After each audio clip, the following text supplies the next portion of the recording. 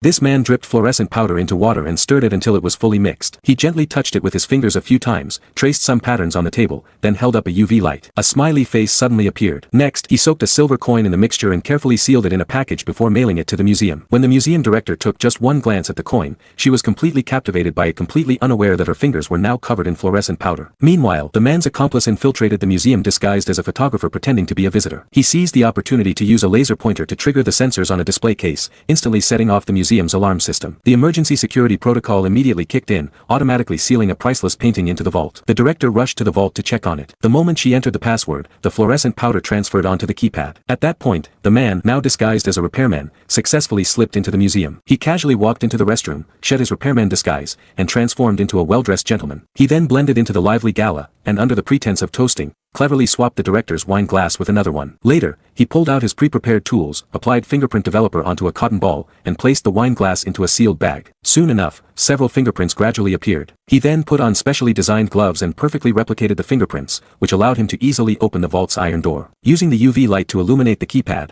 he accurately relayed the numbers highlighted by the fluorescent powder to his accomplice, who quickly cracked the code. He walked straight to the center of the display area, lifted the canvas covering the painting, and successfully made off with the masterpiece.